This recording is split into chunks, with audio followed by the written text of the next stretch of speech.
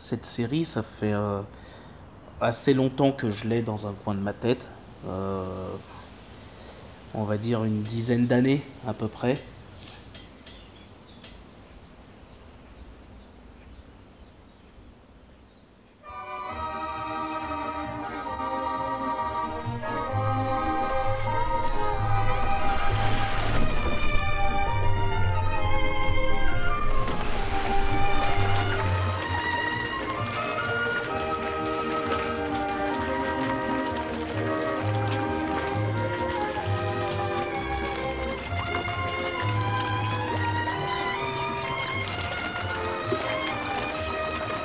Ah,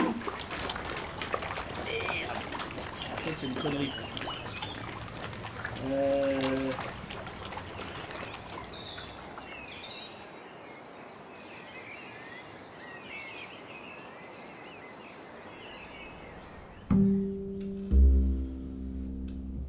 J'ai un rapport ultra spécial avec les films que j'aime beaucoup, donc je peux les regarder une fois par mois. Des fois, ça m'arrive de les regarder 2 fois par mois.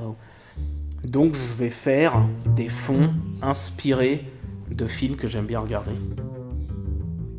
Et j'ai pris la scène d'ouverture du film Casino de Scorsese. Quand je voyais ce truc-là, je me dis, bah lui, Scorsese, il peint ces espèces de néons de casino de Vegas qui s'enchaînent, chaque screenshot est à lui-même, déjà en lui-même, presque une peinture abstraite, super équilibrée, assez forte. Donc ça m'a toujours fasciné, donc j'ai pris ça.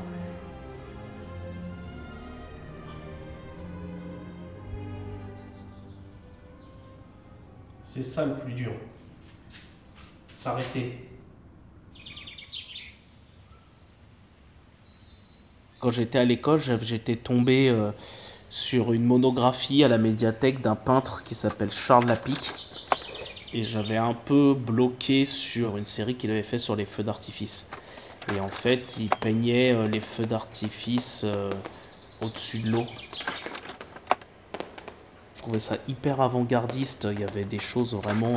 c'était des grosses formes circulaires, un peu molles et avec des couleurs ultra pétantes. Et ça m'avait marqué un peu cette façon de peindre. Au début, j'osais pas trop le faire parce que bon, quand j'étais plus jeune peintre et que tu viens tout juste d'être diplômé, enfin, je pense que pour peindre un thème comme ça, faut avoir un peu d'expérience parce que c'est un truc dont je me suis rendu compte pendant la résidence justement, c'est que tu es quand même toujours sur une espèce de corde raide où tu peux vite tomber dans le très kitsch ou le mauvais goût. Alors, ça peut être voulu, hein, ça peut être volontaire, mais moi, c'était pas du tout mon but.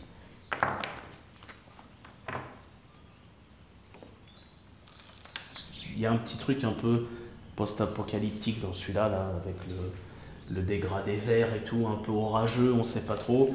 Et la fête est finie, quoi, c'est la fin. Ouais, c'est la fin. Le feu d'artifice est en train de se terminer, il faut vite rentrer à la maison. Je pense que celui-là, il marchera bien là-dessus.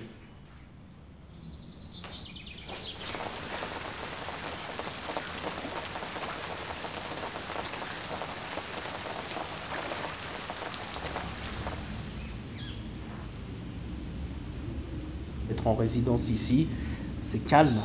C'est calme. C'est marrant parce que c'est à l'opposé de, de ce que j'aime bien et qui me met dans mon confort de production dans mon atelier à Paris. C'est que dans mon atelier à Paris, il y a toujours un peu un brouhaha, du bruit, etc. Et ici, la première fois, c'est que t'es là, t'as aucun bruit, rien.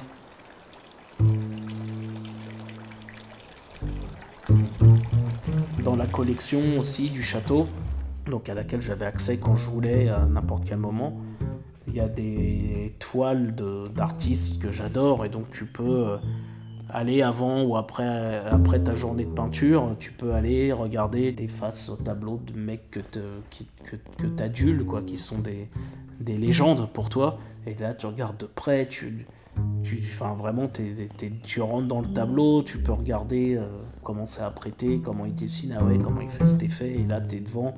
Donc c'est un privilège, quoi.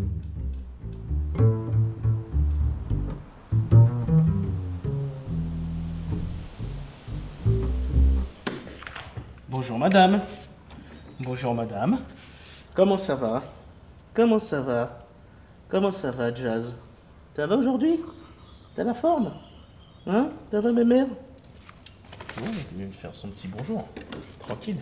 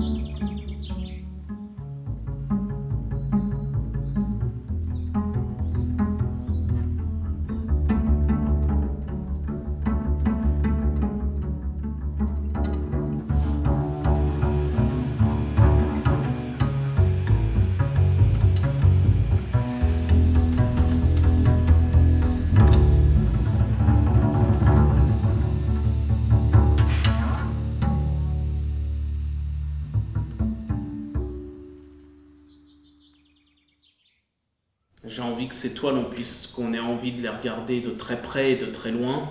Donc il y a des choses, si tu te mets trop loin, bah, tu les vois un peu moins et ça invite en fait à se rapprocher.